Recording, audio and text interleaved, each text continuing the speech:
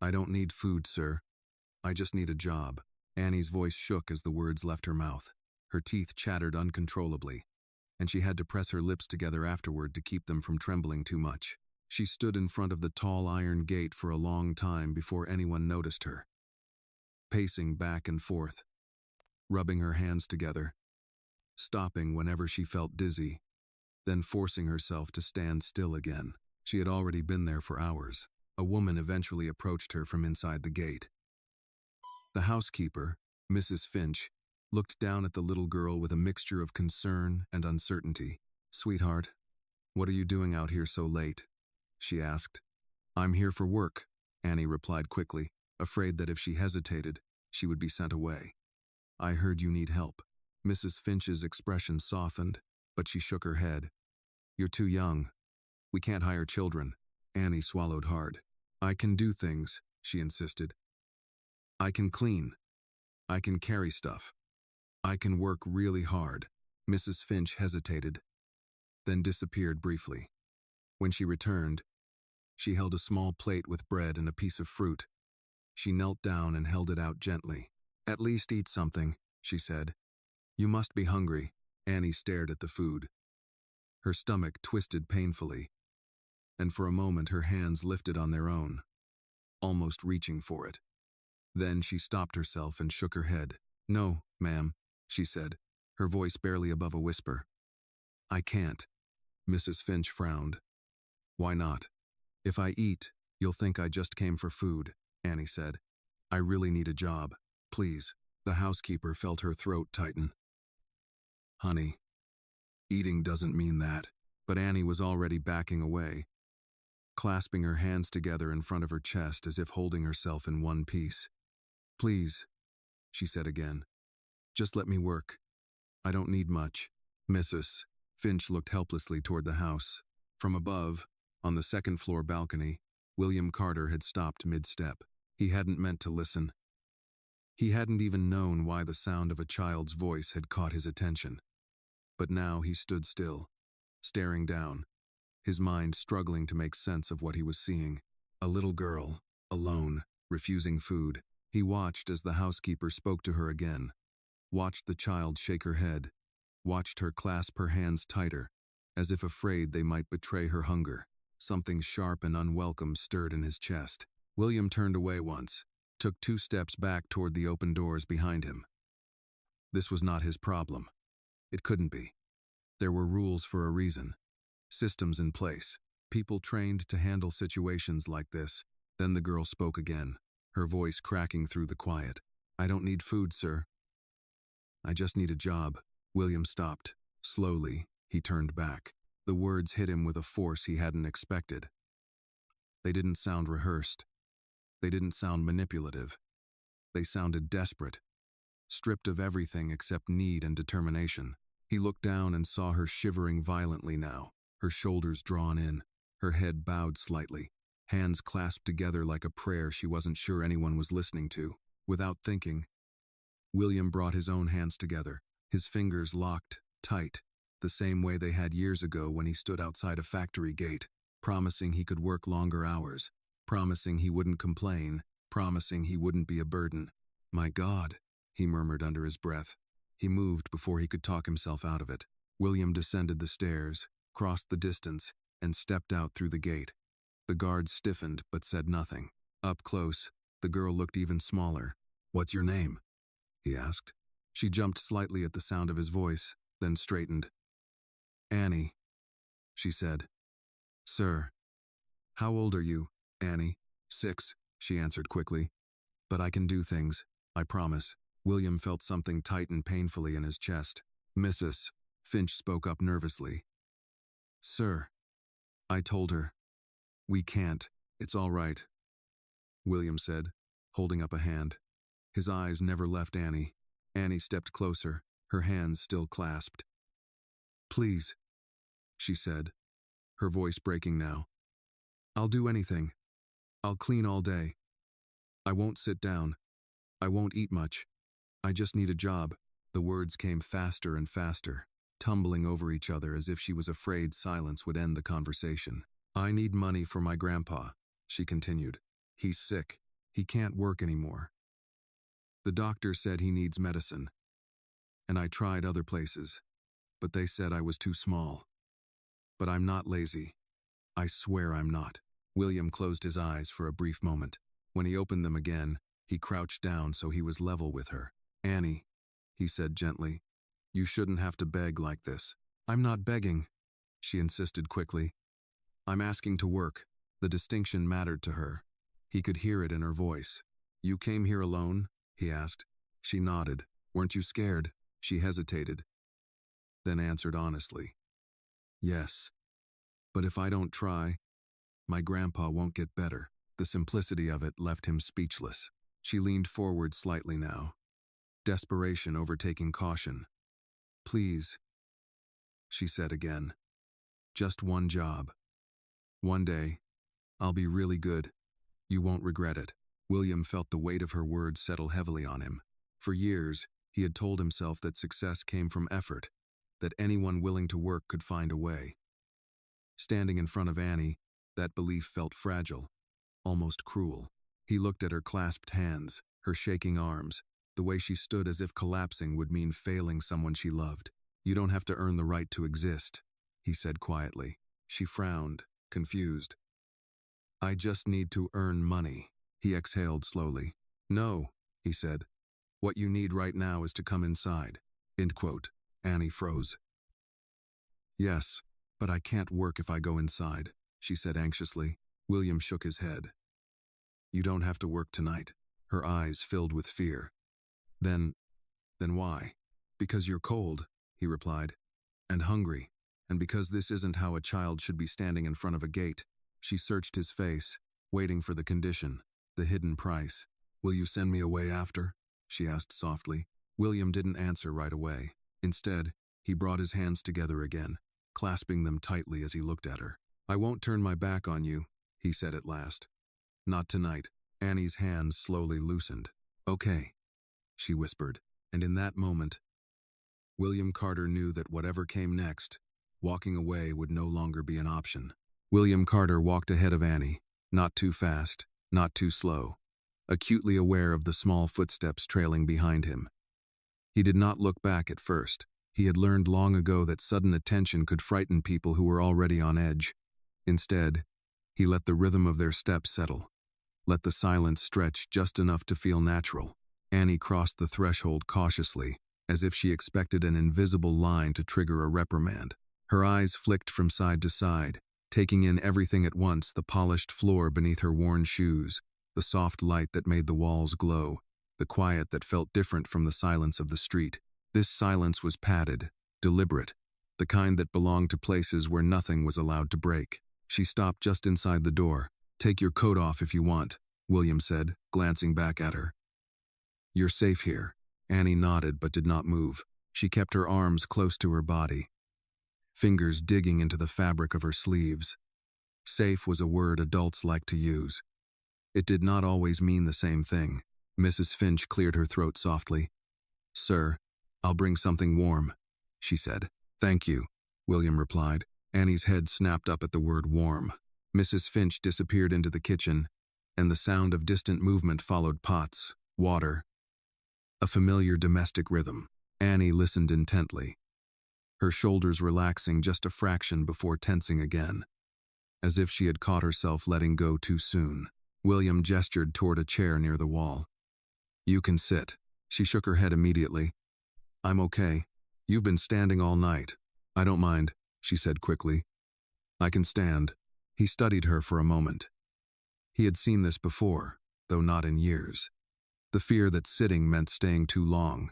The fear that staying too long meant being asked questions. Questions that led to places children did not want to go. All right, he said. Then stand. But you don't have to hold yourself so tight. Annie glanced down at her hands, still clasped together. Slowly, she let them fall to her sides. Her fingers twitched. Uncertain what to do with the sudden freedom, Mrs. Finch returned with a bowl of soup, steam rising gently into the air. The smell reached Annie before she could stop it, and her stomach betrayed her with a quiet sound. She flinched, embarrassed. Mrs. Finch set the bowl on the table. No pressure. she said kindly. It's just here. Annie stared at it, then looked up at William, searching his face. You don't have to eat if you don't want to, he said. But you can. There was a long pause. Finally, Annie took one small step forward, then another. She stood in front of the bowl, hands hovering uncertainly. She did not reach for the spoon right away. Instead, she looked back at William again. Is it okay if I eat slow? She asked. He blinked. Of course, she nodded, as if confirming a rule, and picked up the spoon with care. Each movement was deliberate, measured. She took a small sip, paused, waited. Nothing happened. No one scolded her. No one took the bowl away. After a few moments, she took another sip. William watched quietly, a familiar ache settling into his chest. He had once eaten like that, counting seconds between bites, listening for footsteps that meant he had stayed too long. Mrs. Finch hovered nearby, pretending to tidy things that did not need tidying. Sir? She said softly. Should I call someone? Social services? Perhaps. William did not answer immediately. His gaze remained on Annie. What would happen if you did? He asked. Mrs. Finch hesitated. They'd take her somewhere. A shelter. Or foster care. Annie froze mid-bite. William saw it instantly, the stiffening of her shoulders, the way her eyes darted toward the door. She did not cry. She did not speak, but her entire body leaned subtly away from the room, as if preparing to run. If this moment touched you even a little, please take a second to like this video. Leave a comment and tell us where you are watching from. And subscribe to the channel so stories like this can keep reaching the people who need them most. No, William said firmly. Not tonight. We'll load. Mrs. Finch nodded, understanding more than she said. She stepped back, giving them space. Annie swallowed hard and set the spoon down. Am I in trouble? She asked. No, William said. You're not in trouble. Are you going to make me leave? Her voice was steady, but her eyes were not. William crouched again, lowering himself to her level.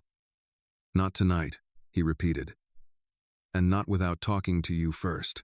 She studied him carefully, as if memorizing his face. People say that, she said quietly. Sometimes they change their mind. That's true, he admitted. Her honesty caught him off guard. Most children her age softened things, hid what they knew. Annie did not. I won't change my mind tonight, he said. That's a promise I can keep. She nodded slowly and picked the spoon back up. After a few more bites, she spoke again. If I can't work, she said. Can I help anyway? Help how? I can wash my bowl, she offered.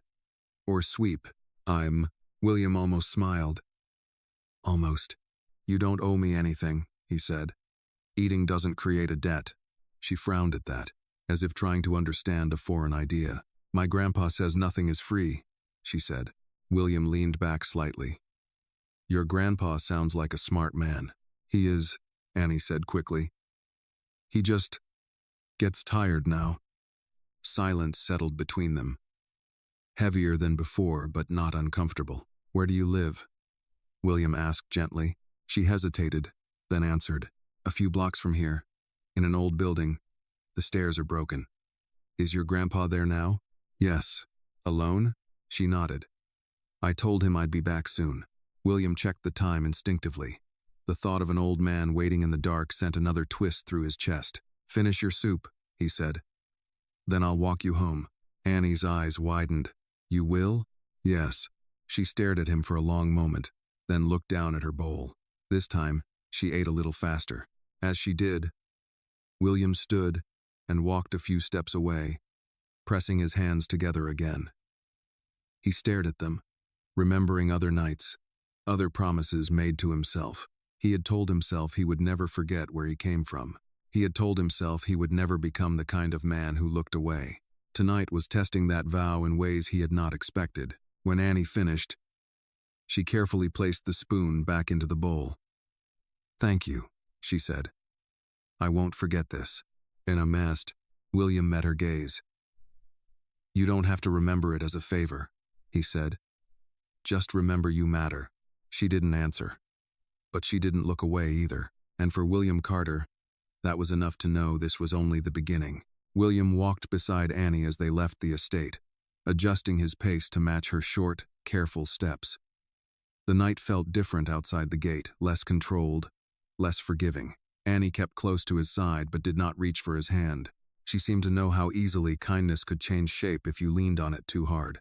"I don't live far," she said after a moment, as if worried he might change his mind. "Just past the corner store, the one with the broken sign."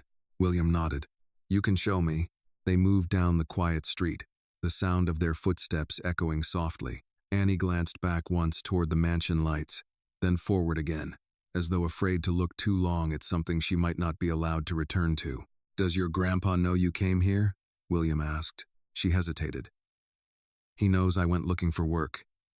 He didn't know where." "Why not?" "He worries," Annie said simply.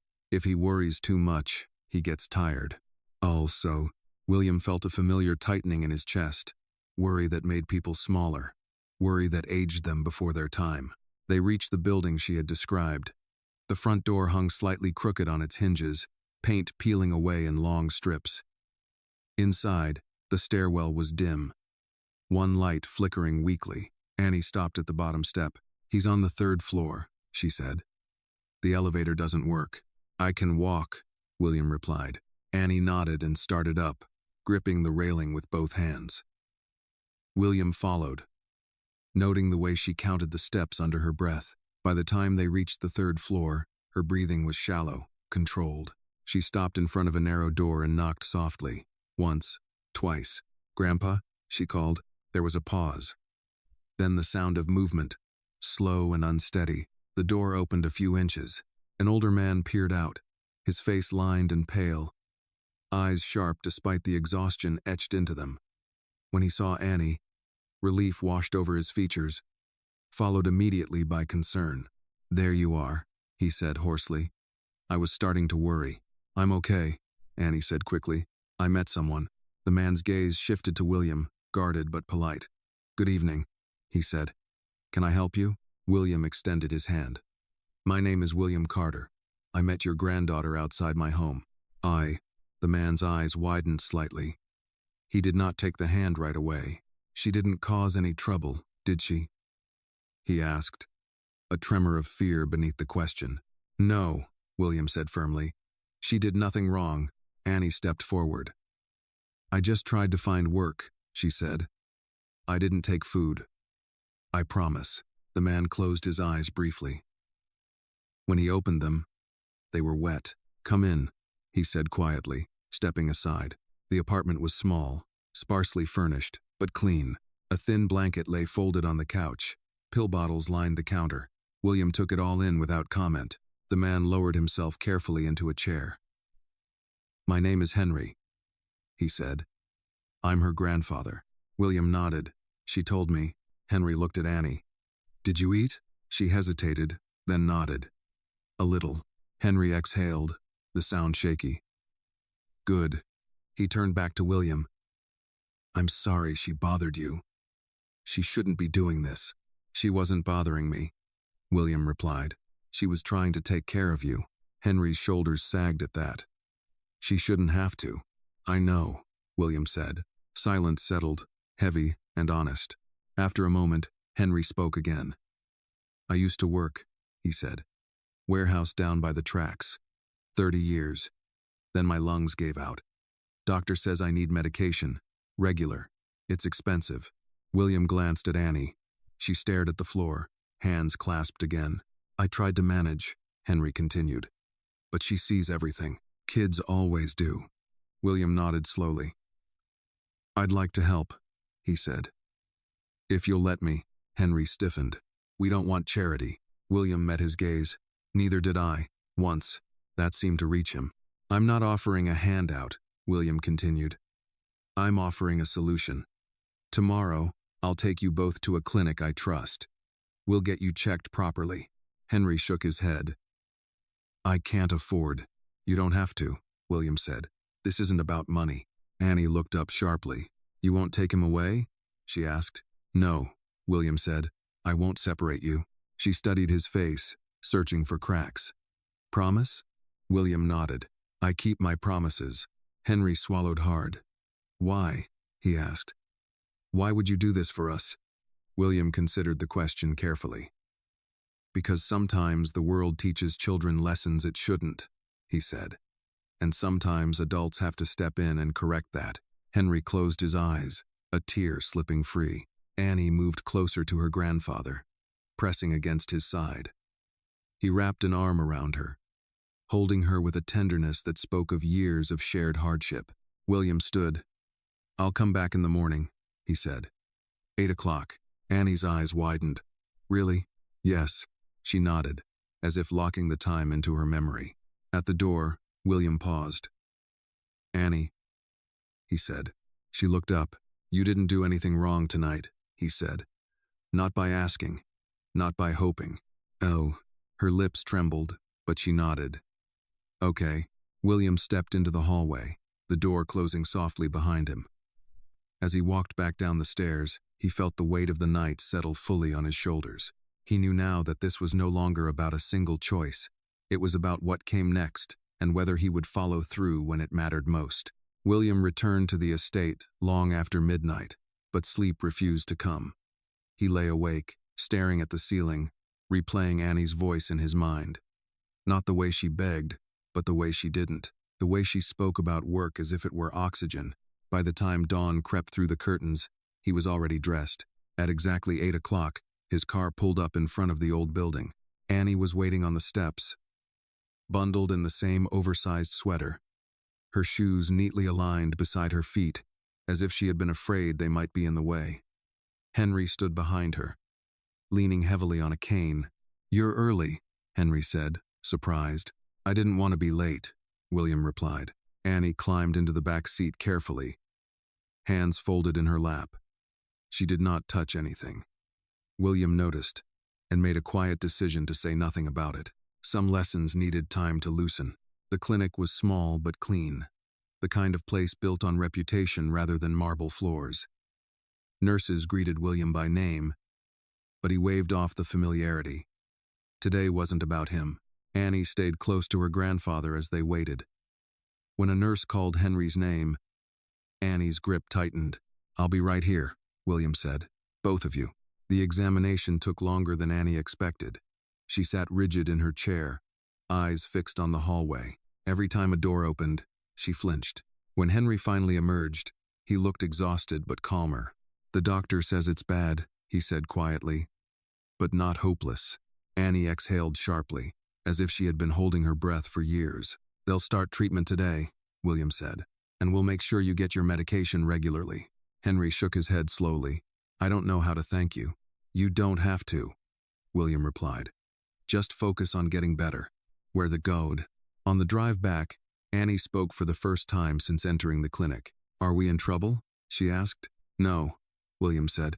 For not having money? She pressed. He glanced at her in the rearview mirror. No. For being human? No one should be punished for that. She absorbed this quietly, as if storing it away for later. Back at the building, Henry was visibly weaker. The doctor had warned that the first days would be hard. Come stay at my place, William said suddenly. Henry stiffened. That's not necessary. It is, William replied gently. At least until you're stronger. Annie looked between them, fear creeping into her eyes. Will we have to work there? She asked. No, William said immediately. You won't work. You'll rest. She frowned. But I want to help. You already have, he said, by being honest. Henry finally nodded. Just for a little while, he said, until I can stand on my own again. Is naughty. The guest room was modest compared to the rest of the house, but to Annie it felt impossibly large. She stood just inside the doorway, unsure where to place herself. This is yours, William said. Both of yours. Annie walked to the bed, touching the blanket with one finger as if testing whether it was real. Can Grandpa sleep here too? She asked. Yes. That night, Annie refused to lie down until Henry was settled. She perched on the edge of the bed, watching him breathe, counting each rise and fall of his chest. William watched from the doorway. You don't have to stay awake, he said softly. I want to, Annie replied. In case he needs me. You can rest, William said. I'll be here. She looked at him for a long moment. You won't leave? No, he said. Not tonight. Not tomorrow. Satisfied, she finally lay down, curling into herself like a question mark. William stepped back into the hallway, closing the door gently. He leaned against the wall, pressing his hands together again, the old gesture returning without thought. He had built an empire on control, on knowing the outcome before the risk. Tonight had offered him none of that. Only a child who believed work was the price of love, and an old man who believed dignity meant refusing help. William understood both too well. He straightened and walked toward the kitchen, already planning phone calls, appointments, quiet rearrangements of a life that no longer felt as simple as it had yesterday. And somewhere down the hall, Annie slept for the first time in a long while without one eye open.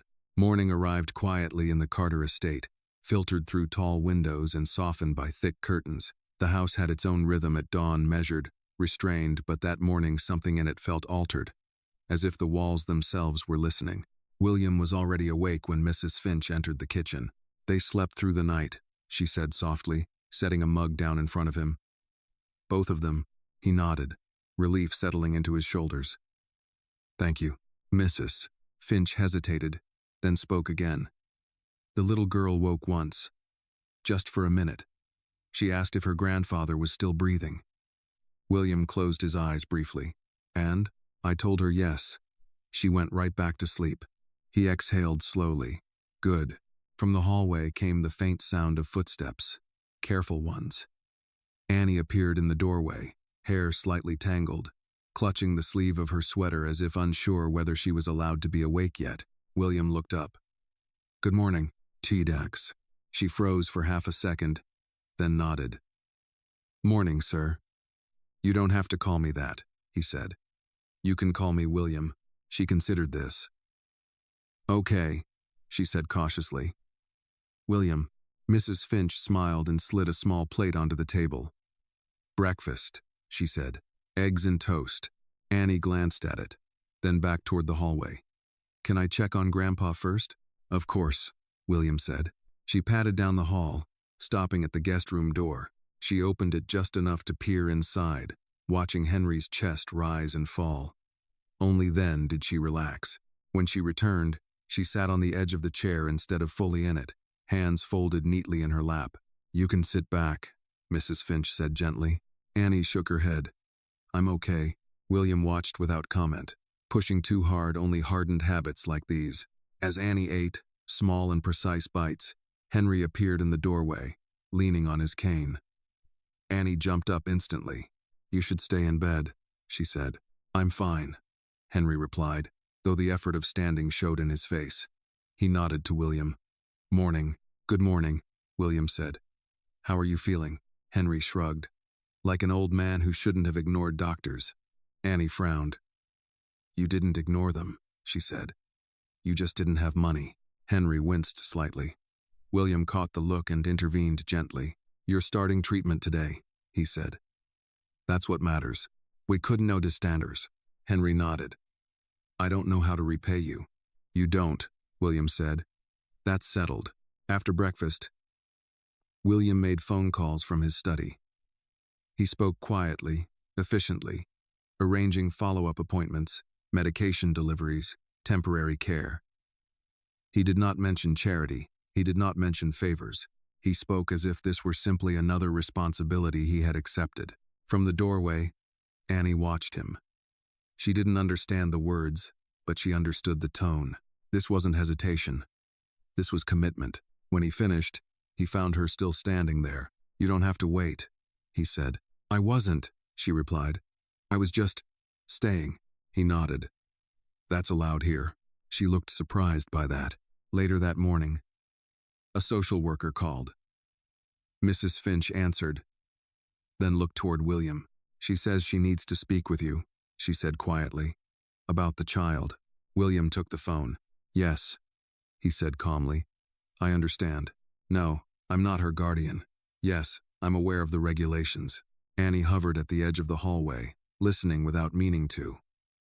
Her stomach tightened with each pause. William continued. She is safe. She is with family. No, she is not being employed. Yes, I will cooperate. He ended the call and turned to find Annie staring at him, fear unmistakable in her eyes. They're going to take me, she said, not asking. William crouched in front of her immediately. No one is taking you anywhere today. But you said, I said I'd cooperate, he said gently. That doesn't mean I'll disappear, she bit her lip. People say that too. I know, he replied. That's why I'll show you instead of just telling you. She watched him closely, as if trying to learn the difference. In the afternoon, Henry rested while Annie sat at the kitchen table with a box of old pencils Mrs. Finch had found. She drew quietly, tongue caught between her teeth in concentration. William paused beside her. What are you drawing? She slid the paper toward him. It was a simple picture. 3 figures standing close together. One tall, one bent, one small, but centered. That's Grandpa, she said, pointing. That's you. And the little one? He asked, though he already knew. That's me, she said. I'm in the middle, so I can help both. Something tightened in his throat. You shouldn't have to be in the middle all the time, he said softly. She shrugged. Someone has to be. He straightened slowly. Not here, he said. Not anymore. She looked up at him, searching his face for certainty. That evening, as the sun dipped low, Annie stood by the window, watching the light change. Do I have to leave tomorrow? She asked suddenly. William joined her. No. What about next week? No. She turned to him fully now. What about when Grandpa gets better? He paused, choosing his words with care. Then we'll decide together what comes next. No surprises. She nodded, absorbing this new idea that decisions could include her. As night settled, Annie helped Mrs. Finch carry napkins to the table. She worked carefully, seriously, as if proving something only she could see. William watched from across the room, hands clasped once again. He realized then that the real danger was not the law, or the questions, or the complications ahead. It was how easily he could have missed her entirely. That night, the house settled into a quiet that felt heavier than before, as if it were holding its breath. Annie lay awake longer than she meant to, staring at the ceiling of the guest room, listening to the unfamiliar sounds of a place too large, too calm. Somewhere down the hall, a clock ticked steadily. Each second felt deliberate, counted. She slipped out of bed without making a sound. Barefoot, she padded to the doorway and peeked out. The hallway light was dim but comforting, casting long shadows that didn't move. She hesitated, then took a few steps forward, stopping at the edge of William's study. The door was ajar. He was inside, seated at his desk, a single lamp illuminating a stack of papers. His jacket lay draped over the back of a chair. His sleeves were rolled up, his hands clasped together in front of him, unmoving. Annie watched him for a moment, unsure whether to speak. William sensed her before he saw her. He looked up, surprised but not annoyed. Annie, he said quietly. You should be asleep. She nodded. I tried. What's wrong? She shifted her weight, fingers twisting together again. I just wanted to check, she said. You're still here. He leaned back slightly. I am. She considered this, then took a step closer. You're not mad? About what? For being here, she said. For causing problems. William felt something twist in his chest. You didn't cause any problems, he said. You revealed one. She frowned, not quite understanding. But she accepted the tone. Okay, he gestured toward a chair near the door. Do you want to sit for a minute? She shook her head. I'll stand. All right. They were quiet for a moment. Then Annie spoke again, her voice barely above a whisper. Are they going to make Grandpa leave? No, William said immediately. Are they going to make me leave? No, I know. She looked up at him, eyes searching. How do you know? William didn't answer right away. He had learned that certainty given too quickly often sounded hollow. Because I won't let that happen, he said finally, and because I'm willing to argue if I have to. She blinked. Argue with who? Anyone who thinks this is simple, he replied. She nodded slowly, as if filing that away. After a moment, she said, I don't like when people talk about us like we're a problem. Oh, William inhaled slowly. Neither do I. They talk like we're a thing, she continued. Not people. He leaned forward slightly. I know. Her shoulders relaxed just a fraction. Can I ask you something? She said. Yes. Why did you come down? She asked. You didn't have to. The question landed where it hurt most. William looked down at his hands, clasped together on the desk. For a long time, he didn't speak. Then, quietly, he said, because once, a long time ago, someone didn't come down for me. Annie's eyes widened. What happened? I figured it out, he said.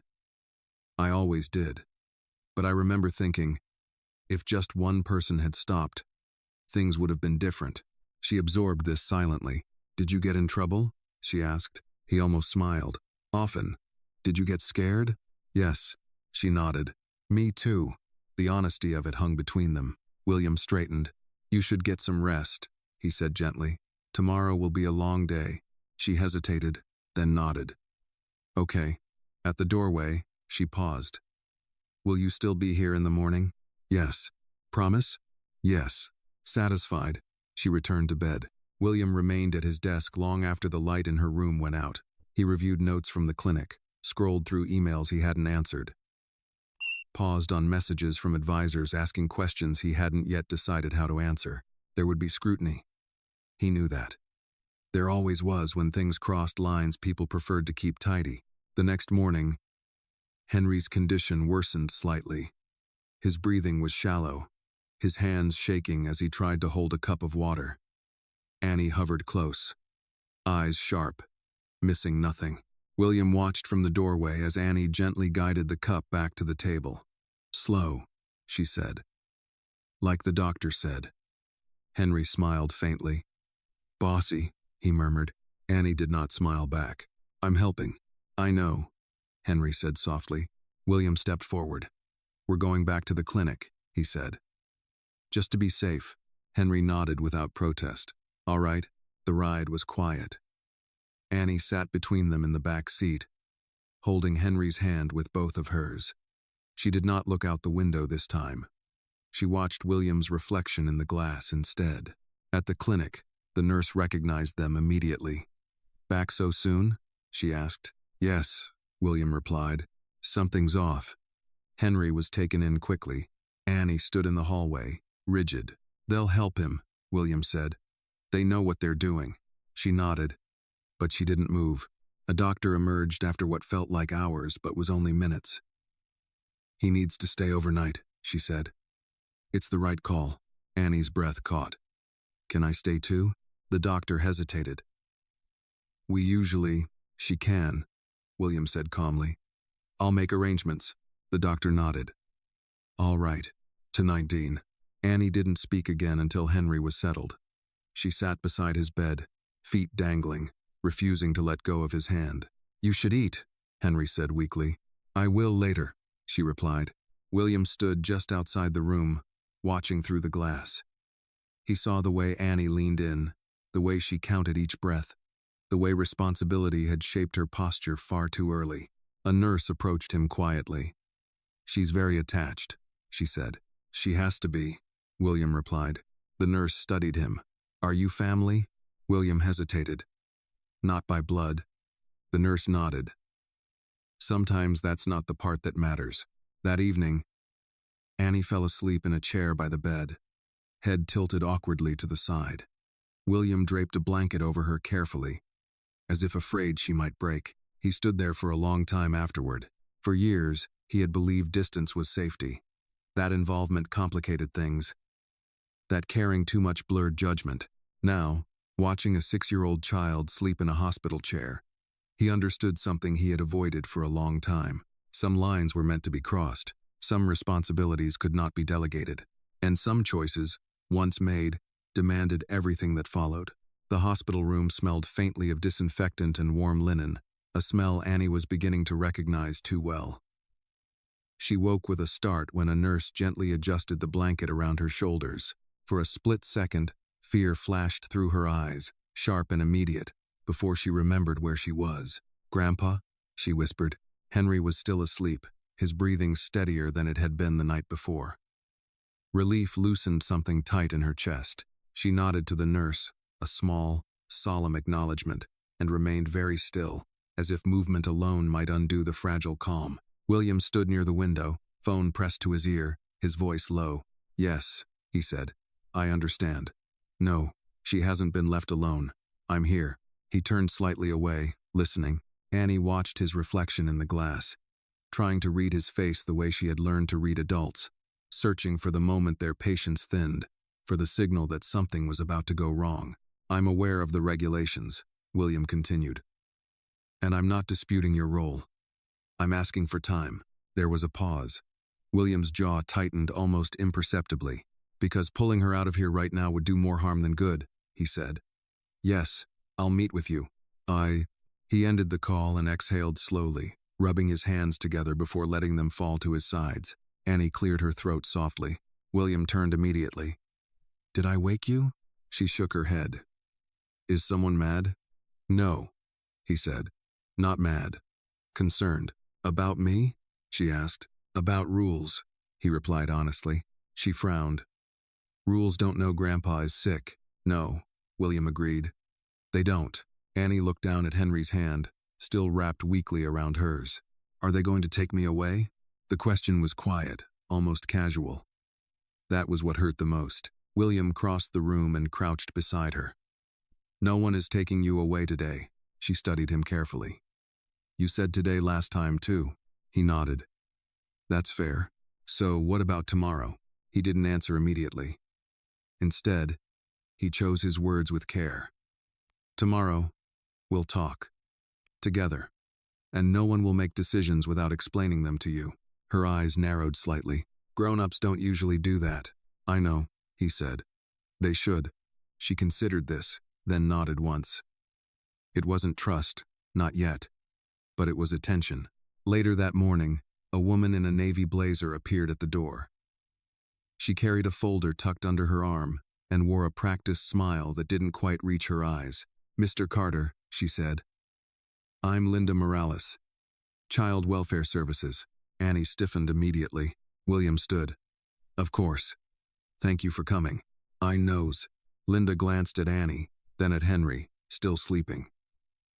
"May we speak outside?" William hesitated only long enough to look at Annie. "I'll be right here," he said. "You stay with your grandpa." Annie nodded, but her grip tightened. In the hallway, Linda opened her folder. "She's been observed soliciting work," she said. "Alone. At night." William's voice remained calm. She was trying to help her family. "I understand that," Linda said. "But intention doesn't erase risk." "Ardor." "No," William said. "Indifference does." Linda paused, studying him. "You're very involved." "I am," he replied. "She's not your responsibility." William met her gaze. "Neither was I. Once." Linda closed the folder slightly. "That doesn't change procedure." "No," he said. "But it should inform judgment." Silence stretched between them. "She's attached to you," Linda said carefully. "That can complicate things." William thought of Annie counting breaths, of her refusing food so she could work. "Detachment didn't protect her," he said. "Connection might." Linda exhaled slowly. "We'll need to assess her living situation." "You can," William said. With her present, Linda raised an eyebrow. "You want a 6-year-old in a formal meeting?" "I want her treated like a person," he replied. After a moment, Linda nodded. "All right. This afternoon." When William returned to the room, Annie was watching him closely. "She's going to ask questions," he said gently. "You don't have to answer anything you don't understand." Annie nodded. "I know how to answer questions." He winced slightly. "I know you do." The meeting took place in a small consultation room. Annie sat between William and Linda, feet dangling, hands folded tightly in her lap. "Annie," Linda said softly, "do you know why I'm here?" Annie nodded. "Because people think kids can't take care of grown-ups." Linda blinked, surprised. "That's part of it."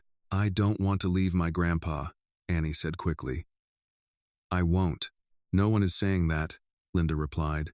But they might, Annie said. People say lots of things. William rested his hand flat on the table, close enough for Annie to see without touching her. We're figuring this out, he said. Linda asked questions about school, about food, about sleep.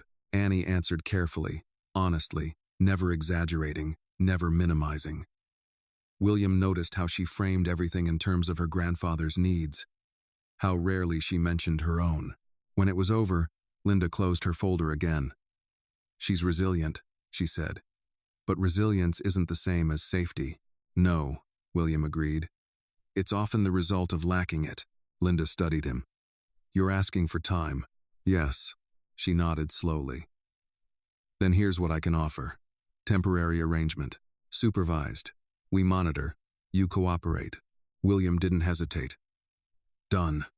Annie looked up at him. What does that mean?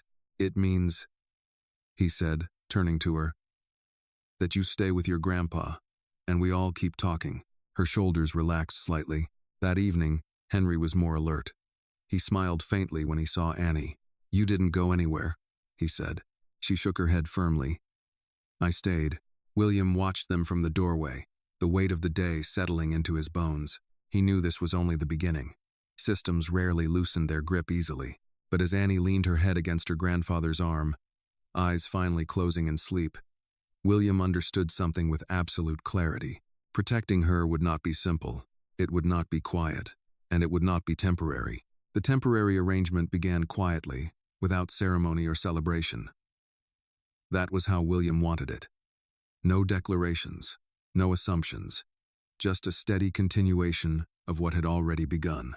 Henry remained in the hospital for 2 more days. Annie barely left his side.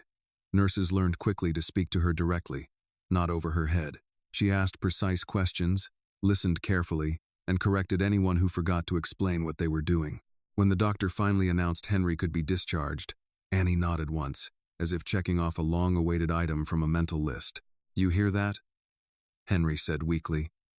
We're going home. Annie looked at William instead. Home, William said gently.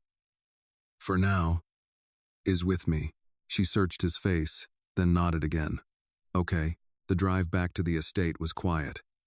Annie watched the city pass by through the window, her reflection faint in the glass.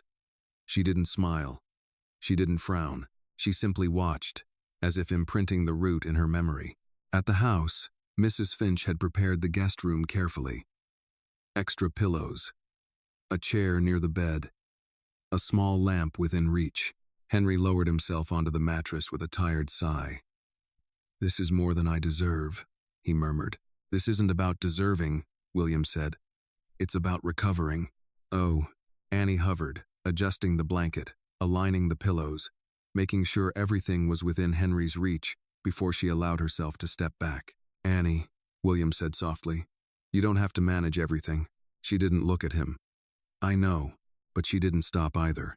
That evening, Linda Morales arrived for her scheduled check-in. She took notes quietly, observing more than she spoke.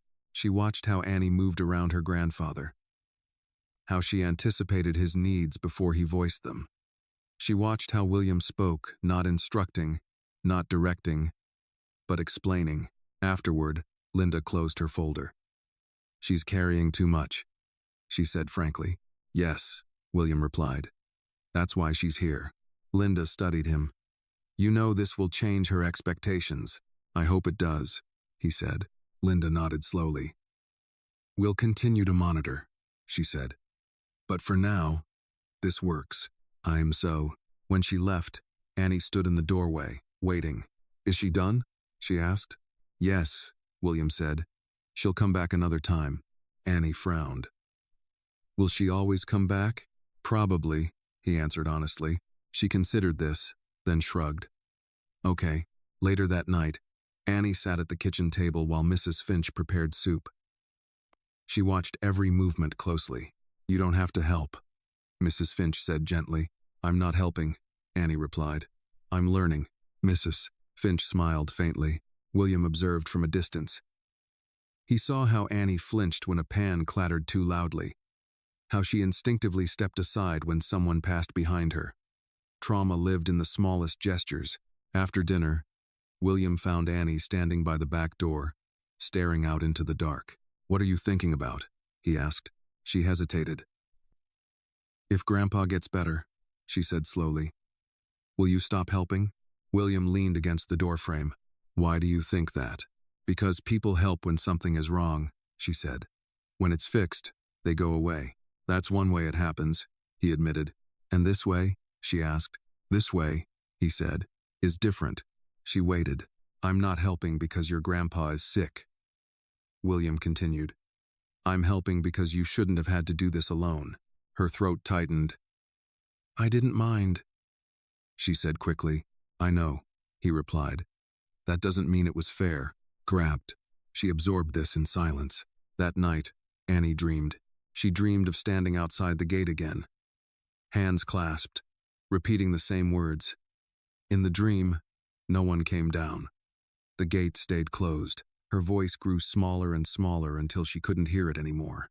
She woke with a gasp. For a moment, she didn't know where she was. Panic surged, sharp, overwhelming. She slid out of bed and crept down the hall, barefoot and silent. William was awake. He always was. He found her standing outside the study, arms wrapped tightly around herself. "Annie," he said softly. She looked up, eyes shining with unshed tears. "I thought I was back there," she whispered. He didn't ask where. He already knew. "Come here," he said. She hesitated only a second before stepping closer. He crouched, keeping space between them, letting her decide. "It was just a dream," he said. "But it felt real," she replied. "Yes," he said. "Dreams do that." She swallowed. "If I'm good," she said quietly, "will I stay?" William's heart clenched. "You don't stay by being good," he said firmly. "You stay by being here." She searched his face. "What if I make mistakes?" "Then you'll make them," he said. "Like everyone else." She frowned, uncertain. "I'm not sending you away for being human," he added. Her shoulders sagged, exhaustion finally breaking through. She nodded once. William led her back to the guest room, stopping at Henry's door. Annie peeked inside, confirmed he was sleeping, then returned to her bed. "Will you be here when I wake up?" she asked. "Yes," William said. She closed her eyes. William stood in the hallway long after she fell asleep. He knew the road ahead would not be smooth. Systems would push back. Questions would multiply. Doubts would creep in. But standing there, listening to the quiet breathing of a child who had learned too early how easily things could be taken away, he understood something essential. Stability was not a gift. It was a practice, one he was prepared to commit to.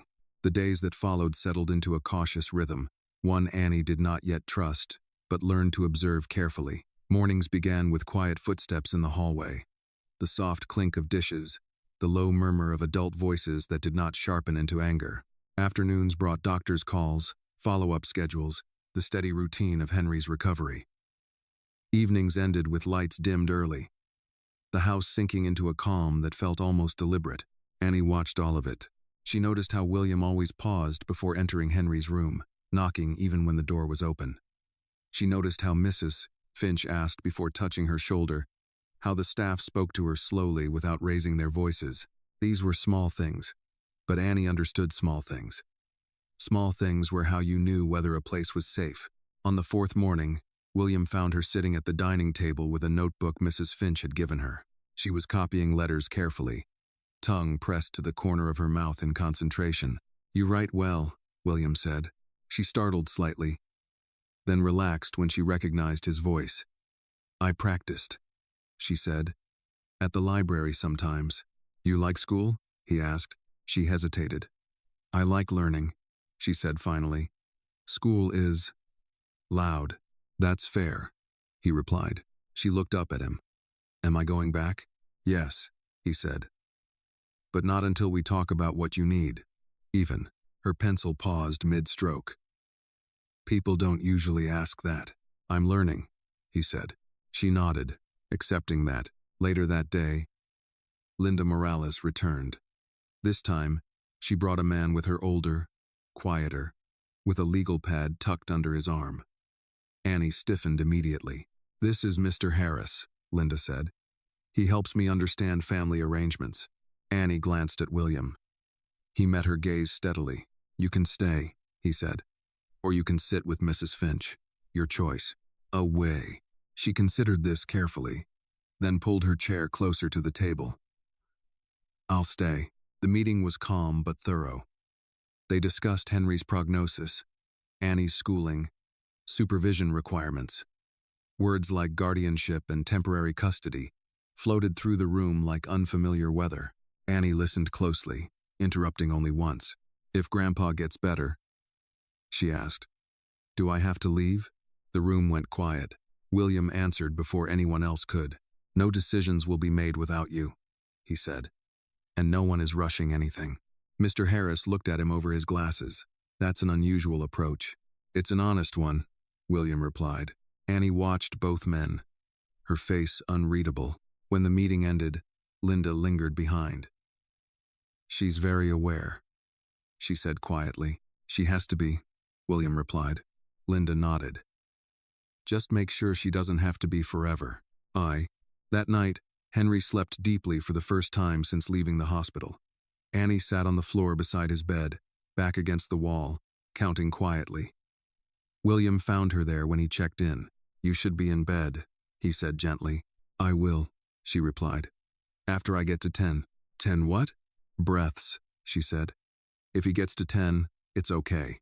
William waited with her until she reached 10. Now bed, he said. She nodded and stood, wobbling slightly from fatigue. At the doorway, she stopped. You didn't leave today. No, he said. You didn't even look like you wanted to. He smiled faintly. I wanted to stay. She absorbed that quietly. A week passed. Henry's color improved. His appetite returned. He laughed once at something Annie said, a soft sound that made her freeze, then smile cautiously, as if afraid it might vanish if she acknowledged it too quickly. One afternoon, William found Annie in the backyard, sitting on the grass, shoes neatly placed beside her. She was watching ants move along the edge of the stone path. They work all the time, she said. Yes, William replied. But they don't look scared, she added. He sat beside her. They know where they belong. She looked at him sharply. People don't always. No, he agreed. She picked at a blade of grass. Do I belong here? William didn't answer immediately. He knew the weight of the question. I think, he said slowly, that belonging isn't about places. It's about whether people show up when it matters. She considered this. You showed up? Yes. And you keep showing up? Yes. She nodded, as if confirming something important. That evening, Henry joined them at the table for dinner. It was the first time he had done so without visible strain. Annie hovered until he sat, then took her place. You're fussing, Henry teased gently. I'm checking, she replied. William watched the exchange, the quiet affection. The way Annie's shoulders finally lowered a fraction. Healing, he realized, did not announce itself. It crept in quietly, unnoticed until you looked back and saw how far you'd come. Later, as Annie prepared for bed, she paused in the doorway of William's study. Can I ask you something? She said. Yes. If Grandpa gets all better, she said slowly, and we leave, will you forget me? The question was barely a whisper. William stood and crossed the room, stopping a respectful distance away. No, he said firmly. I wouldn't forget you if you left tomorrow, and I won't forget you if you stay. She searched his face. Why? Because you matter, he said. Not because of what you need, but because of who you are. Her eyes filled, just slightly. She nodded, turned, and went to bed without another word. William remained standing long after she left. He understood now that this was no longer about providing shelter or navigating systems. It was about something deeper, something more demanding. It was about proving, day after day, that care could be consistent, that presence could be trusted, that promises did not have to be temporary. And for the first time in a very long while, William Carter felt certain he was exactly where he needed to be. Laughter. It came from the kitchen, low and unexpected, and it stopped her in the hallway. She stood very still, listening, trying to decide whether it was real or something her mind had made up. Laughter, in her experience, was brief. It appeared suddenly and disappeared just as fast. She edged closer. Henry was seated at the table, his cane resting against the chair, his shoulders no longer drawn as tightly as before. Mrs. Finch stood near the counter, shaking her head with a small smile. William leaned against the far side of the table, one hand resting casually on the wood. "I'm telling you," Henry said, amusement warming his voice. "That boy thought he could lift twice his weight." "And did he?" William asked. Henry snorted. "Not even close." Nearly dropped it on his foot.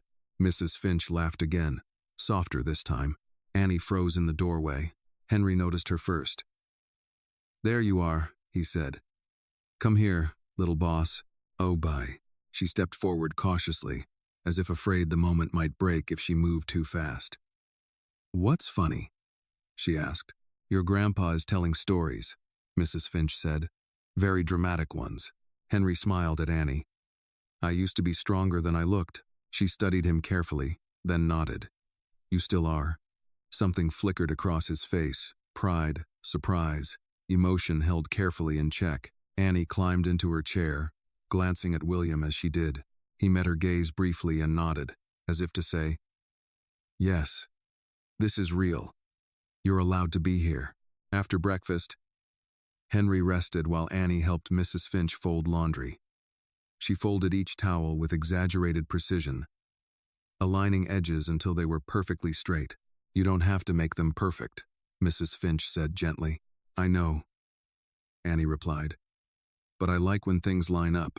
Mrs. Finch nodded. "So do I." In the study, William spoke with Mr. Harris over the phone. "Yes," he said. "School enrollment is next week." "No, I don't intend to rush her." He paused, listening. "I understand the concern," he continued. "But removing stability because it might create attachment is counterproductive." Another pause. "Yes," he said firmly. "I'm aware of the precedent." When he ended the call, he pressed his hands together briefly, then released them. The familiar gesture no longer surprised him. It had become a signal, an anchor. That afternoon, Annie followed William into the backyard. The sun was mild, the air cool. She stood watching as he knelt to inspect a loose stone along the path. "Are you fixing it?" she asked. "Yes." "Can I help?" He hesitated. "You can hold the stone steady." She knelt beside him immediately, small hands gripping the edge carefully. "Don't push yet," he said. "I won't."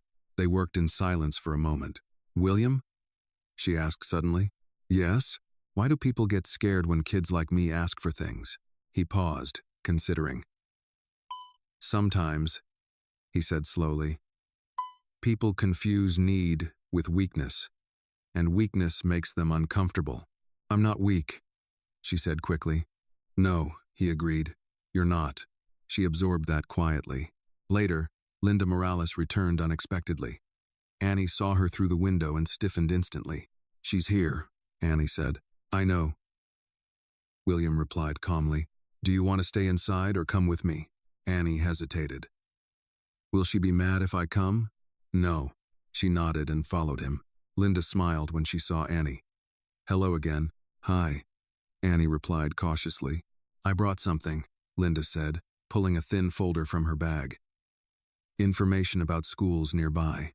Annie glanced at William, then took the folder. She didn't open it, but she held it carefully, as if it were fragile. "You'll have a say," Linda added. "About where you go." "One hoed." Annie frowned. "Really?" "Yes," Linda said. "Really?" Annie studied her face. "Okay." After Linda left, Annie sat on the stairs, staring at the folder. "Do I have to be good at school?" she asked. "You have to be you," William said. "What if teachers get mad? Then we talk to them. What if kids don't like me? Then we figure out why," he said. "And if there's no good reason, we remember that not everyone will." She nodded slowly. "That's a lot of talking." "Yes," he said. "It is." That night, Henry joined them in the living room. He sat in a chair by the window, blanket over his knees. Annie curled up on the rug with a book Mrs. Finch had found. "Read to me," Henry said. Annie hesitated. I'm not very fast. That's fine, he replied. I've got time. She began haltingly, stumbling over longer words. Henry listened patiently, never correcting, never rushing her. William watched from across the room, a quiet weight settling in his chest. This ordinary, fragile moment felt more consequential than any meeting he'd attended in years. Halfway through the story, Annie paused. Grandpa? Yes? Do you think, when people help each other, they get stronger? Henry smiled. I think that's the only way they do. She nodded and continued reading.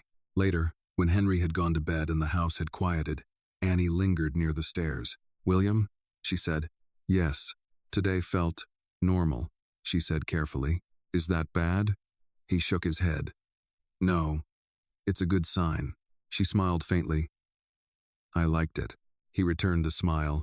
As Annie went upstairs, William remained where he was, thinking about everything that still lay ahead. Court dates, evaluations, questions that would not be easy to answer. But tonight, there had been laughter, folding towels, a loose stone set back into place, and a child who, for the first time, had asked whether normal was allowed. Not the violent kind, but a steady, patient drizzle that softened the edges of the world. Annie stood at the window, watching droplets race each other down the glass. She liked the way rain made everything slower, quieter. It gave people an excuse to stay inside. Is it a school day? She asked, without turning around. Not yet, William replied from the doorway. Soon, she nodded, absorbing the word like a promise and a threat all at once. Henry shuffled into the room a moment later, wrapped in his sweater, cane tapping lightly against the floor. Rain's good, he said. Means the ground remembers how to breathe. Annie glanced at him. You say weird things, he smiled. That's how you know I'm feeling better. After breakfast, William drove Henry to a follow-up appointment. Annie sat in the back seat, unusually quiet, clutching the folder Linda had given her. She hadn't opened it yet. You don't have to decide anything today, William said, catching her gaze in the mirror. I know, she replied. I just like knowing where things are. At the clinic, Henry was taken in first. Annie and William sat side by side in the waiting room. A television murmured in the corner, ignored. Do you want to look at the schools? William asked gently. She hesitated, then nodded. He slid the folder toward her. She opened it carefully, page by page. Photos of classrooms, playgrounds, smiling children. Each image made her frown a little more. They look loud, she said. Some are, William admitted. Do they make you raise your hand? She asked. Yes. What if you don't raise it fast enough? Then sometimes you don't get called on. She closed the folder. I don't like that. He studied her. What would you like instead? She thought for a long moment. I like when people wait. He nodded. Then we'll find a place that knows how. I have due one. When Henry returned, the doctor's report was cautiously optimistic. Medication was working. Recovery would be slow, but steady. Annie let out a breath she hadn't realized she was holding. On the drive home, rain tapped against the roof in a gentle rhythm. Annie leaned her head against the window, eyes half closed. William? She asked suddenly. Yes. If Grandpa gets strong again, will I still be allowed to be tired? The question hit harder than he expected. Yes, he said quietly. You're allowed to be tired now. She nodded, satisfied. That afternoon, Linda Morales called. William took the call in his study, voice low but firm. Annie hovered nearby, pretending not to listen. Yes, William said. We've discussed options. No, I don't think moving her right now is in her best interest. Pause. I'm aware, he continued. And I'm prepared to formalize temporary guardianship if necessary. Annie's breath caught. When he ended the call, she stepped closer. What does that mean? It means, he said carefully, that if things go well, I'll be responsible for you for a while. Officially, she searched his face. And Grandpa? He stays with us, William said. As long as he needs. She nodded slowly. Okay. That night, Henry asked Annie to bring him his book. She handed it to him carefully, then lingered. You can go play, he said gently. I don't need to, she replied. Henry smiled. You don't always have to choose what's needed. Resided axis of Goddard. She frowned. Then what do I choose? He thought for a moment. What you want. She considered this as if it were a foreign language. Later, Annie sat alone in the living room, the folder open again. William joined her, sitting on the opposite couch.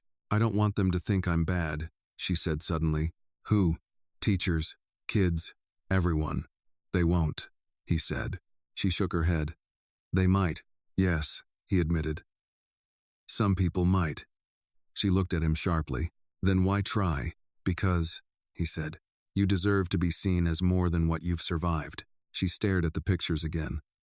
What if they ask about my parents? William inhaled slowly. Then we decide what you want to say. Or not say. You won't make me? No. She closed the folder. I like that. The rain stopped just before bedtime. The world outside looked newly washed, unfamiliar but calmer. Annie paused at the top of the stairs. William? Yes. Bragdon, Delmist. If this doesn't work, will you tell me first? Yes, he said without hesitation. Always. She nodded and went to bed. William remained downstairs, staring at the quiet house. He knew the next steps would bring paperwork, scrutiny, and difficult conversations. He knew there would be moments when even good intentions weren't enough. But he also knew this. Trust was not built by certainty. It was built by honesty, repeated over time. And tonight, Annie had not asked whether she would be sent away. She had asked whether she was allowed to be tired. That, more than anything, told him how far they had already come. Annie noticed it first. William was still calm, still steady, but there was a new carefulness in the way he moved through the house. He double-checked his phone more often. He paused longer before answering questions. Annie watched all of it from the margins, the way she always had, reading the air before reading the words. Henry, on the other hand, was stronger. He walked the length of the hallway without stopping, his cane tapping less frequently against the floor. Look at that, he said with a quiet pride. Doctor won't believe me. Annie smiled, but it didn't reach her eyes. That afternoon, a letter arrived. Mrs. Finch placed it on the kitchen counter without comment, but Annie saw the official seal immediately. Her stomach tightened.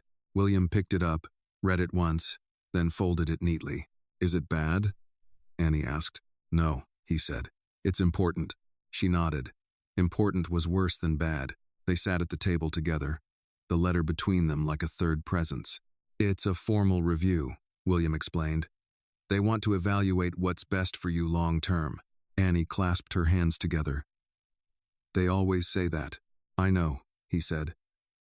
This time, you'll be part of the conversation. She looked up sharply. Really? Yes. What if I say the wrong thing? There's no wrong thing, he replied. There's only the truth.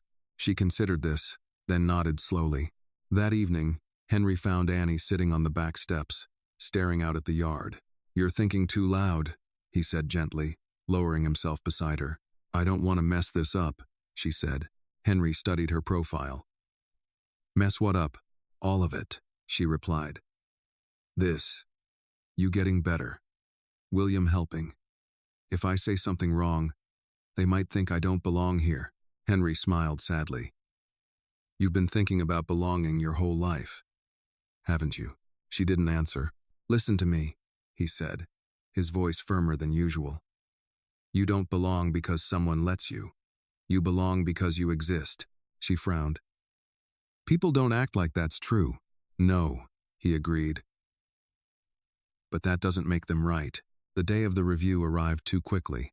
Linda Morales returned, this time with 2 additional representatives. They sat in the living room, notebooks open, expressions neutral but alert. Annie sat between William and Henry, feet dangling, posture straight. One of the men smiled politely. Annie, we're just going to ask you a few questions. She nodded once. Okay. What do you like about living here? He asked. She thought carefully. People knock, she said. There was a pause. They wait for answers, she continued, and they explain things. The woman beside him made a note. And what do you miss about your old home? Another asked. Annie's hands tightened. My grandpa's chair, she said. The window. Henry shifted slightly. What do you want to happen next? Linda asked. Annie looked at William, then at Henry. I want Grandpa to get better. she said. And I want to go to school. That's quiet. And I don't want to move again for a long time. Silence settled. William spoke then, calmly. That's reasonable. The meeting ended without conclusions, only assurances. More discussions, more time. After they left, Annie went very still. Did I do okay? She asked. William crouched in front of her. You did exactly right. That night, Annie dreamed again, but this time, the gate opened. She woke before dawn and sat up, heart racing, then realized where she was. Slowly, she lay back down, something unfamiliar spreading through her chest. Relief. In the morning, she followed William into the kitchen. Can I ask you something? She said. Yes. If they say I can't stay forever, she said slowly. Will you still help us? William met her gaze without hesitation. Yes. Oh, way. Even if it's hard? Yes. She nodded, accepting that answer not as comfort, but as fact. Later that day, Annie found herself laughing, really laughing, when Henry tried to carry too many groceries at once and nearly lost his balance. You're not ready for that, she teased. Don't get used to it, he replied. I'll be running soon. She smiled, wide and unguarded, and for a brief moment, forgot to worry. William watched from across the room. He knew the system would take time. He knew there would be more letters, more meetings, more moments when Annie's small shoulders would tense again. But he also knew something else now. She was no longer standing alone in front of a gate, hands clasped, asking to be let in. She was inside, and whatever came next, he intended to make sure she never had to ask for permission to belong again. William answered it in the kitchen, his voice low. Annie, sitting at the table with a bowl of oatmeal, watched him closely. She didn't understand the words, but she recognized the pause, the one where adults listened harder than they spoke. Yes, William said. I understand. He glanced toward Annie, then turned slightly away. No, that won't be necessary, he continued. I'll be there in person. When he ended the call, Annie didn't pretend not to notice. Is something wrong? She asked. Something important, he replied, choosing the words carefully. She nodded. Important again. It's about your grandfather, William added. And about next steps. Annie's spoon froze halfway to her mouth. Is he worse? No, William said quickly. He's improving. This is about what happens after. Henry entered the kitchen moments later, moving more steadily than he had the week before. What happens after what? He asked. William met his gaze. After you're fully recovered. Henry exhaled slowly and sat down. I figured this was coming. The meeting took place downtown, in a building that felt deliberately impersonal. Glass walls, neutral colors, chairs arranged in careful symmetry. Annie noticed all of it. She sat between William and Henry again, feet not quite touching the floor. A woman with silver hair spoke first. Mr. Carter, Mr. Lewis, she said, nodding to Henry. Thank you for coming. Annie braced herself. We've reviewed the case, the woman continued. Mr. Lewis's health is improving. That changes certain considerations. Henry nodded. I expected that. We need to discuss long-term stability for Annie, another official added, including housing and guardianship. Annie clasped her hands together. She's stable now, William said calmly, emotionally and physically. Yes, the woman agreed. But the question is permanence. Henry leaned forward slightly. She's my granddaughter, he said. She belongs with me. Silence settled. William didn't interrupt. He let Henry speak. I couldn't take care of her before, Henry continued. I know that. I was sick. I was scared. But I'm getting stronger. I can work again. Slowly. Annie turned to him. You don't have to, she whispered. Henry smiled gently. I want to. The officials exchanged looks. Mr. Lewis, the woman said carefully. We need to ensure Annie's needs are met long-term. Education, supervision, stability, Henry nodded. And I need help with that. All eyes turned to William. I'm willing to provide that help, William said. Ongoing. The man beside the woman frowned slightly. In what capacity? William didn't hesitate. As a guardian, if needed. Annie's breath caught. Henry turned sharply. William held up a hand. This isn't about replacing anyone, he said. It's about partnership. The room went quiet. Annie looked between them, heart pounding. Does that mean I have to choose? She asked suddenly. The officials startled slightly. No, William said immediately. You don't have to choose. I don't want Grandpa to feel bad, Annie said quickly. And I don't want to leave. Henry reached for her hand. You won't, he said. Not if I can help it. The woman with silver hair leaned forward. Annie, she said gently. What do you want? Annie swallowed. Her voice was small, but steady. I want Grandpa to be safe, she said. And I want to stay where people knock. And I want to go to a school that's quiet. The woman nodded slowly. That's very clear. After the meeting, they walked out together into the open air. Annie let out a breath she felt like she'd been holding for hours. Did we do okay? She asked. Yes, William said. Henry squeezed her hand. You were brave. She frowned. I wasn't scared. Henry smiled sadly. That's what brave feels like sometimes. That evening, Henry surprised them both. I'm going back to the old apartment, he said. Annie froze. Because I need to prove something, he said gently. To myself. And to them. William studied him. You don't have to do that. I do, Henry replied. But I don't want Annie there alone. She won't be. William said. She'll stay with me. Annie's heart lurched. But you said, I said we'd decide together, William said. This doesn't change that. Henry knelt in front of her, a little unsteadily. This is temporary, he said. Just until I know I can stand on my own. Annie searched his face. You promise? Henry nodded. I promise. That night, Annie couldn't sleep. William found her sitting on the stairs, hugging her knees. I don't like waiting, she said. I know, he replied, sitting beside her. What if Grandpa decides he doesn't need help anymore? She asked. Then we talk, William said. And if they make us stop talking? They won't, he said firmly. And if they try, I'll argue again. She smiled faintly. You argue a lot. Yes, he said, for the right reasons. She leaned her head against the wall. I don't want to lose anyone. William closed his eyes briefly. Neither do I. The next morning, Henry packed a small bag. Annie helped him fold shirts, carefully aligning the edges. You'll come visit, he said. Yes, she replied. Every day if I can. Was not did. William watched them from the doorway, aware that this was another test, another moment where fear could undo progress. But as Henry left, he turned back one last time. Take care of her, he said to William. I will, William replied. Annie stood very still until the door closed. Then she turned to William. You're still here, she said. Yes, he replied. She nodded, letting the fact settle into her bones. For the first time since the meeting, she allowed herself to breathe. Henry's chair sat empty at the breakfast table. His mug remained where he'd left it, clean but unused. Annie paused in the doorway, eyes lingering on the space as if expecting him to appear at any moment, apologizing for being late. He left early, Mrs. Finch said gently. So the traffic wouldn't bother him. Annie nodded, though the explanation didn't ease the hollow feeling in her chest. She took her seat anyway, placing her hands neatly in her lap. William watched her carefully but said nothing.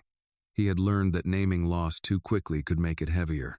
After breakfast, Annie wandered the house without purpose, touching familiar objects, the banister, the edge of the couch, the back of Henry's chair like checkpoints, confirming that things still existed. She stopped by the front door and pressed her palm against the wood. Are you thinking about him? William asked softly from behind her. Yes, she replied, and about if he's tired. He knows how to rest, William said.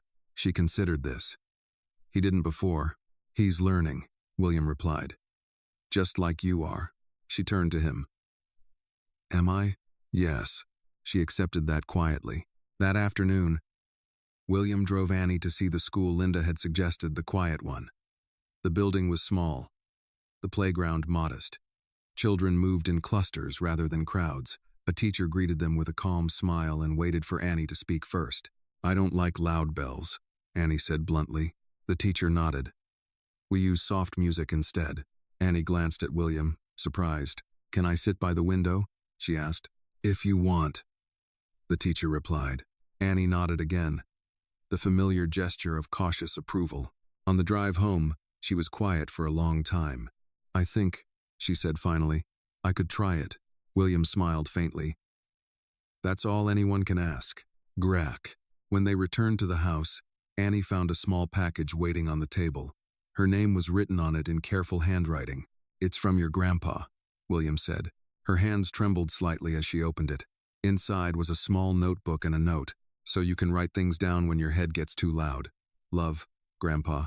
Annie pressed the notebook to her chest, swallowing hard. That evening, she sat on the floor near the couch, writing slowly, carefully. William read nearby, glancing up occasionally to make sure she was still there. "What are you writing?" he asked. "Rules," she replied. "Rules for what?" "For staying," she said. "Things I should remember." He hesitated. "What kind of things?" She thought for a moment. "Like, don't forget to say thank you. And don't break things. And don't make trouble." William set his book aside. "Annie," he said gently, "those aren't rules for staying." She looked up, confused. "They're not?" "No," he said. "They're habits you learn to survive." She stared at the page. "What are rules for staying then?" He considered this carefully.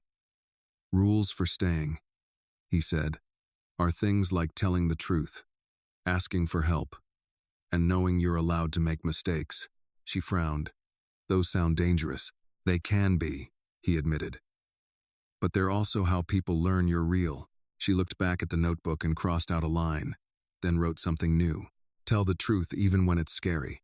Later that night, Annie dreamed again, but this time, Henry was standing in the doorway, smiling, not leaving but arriving. She woke with tears on her cheeks, confused by the ache and the comfort tangled together.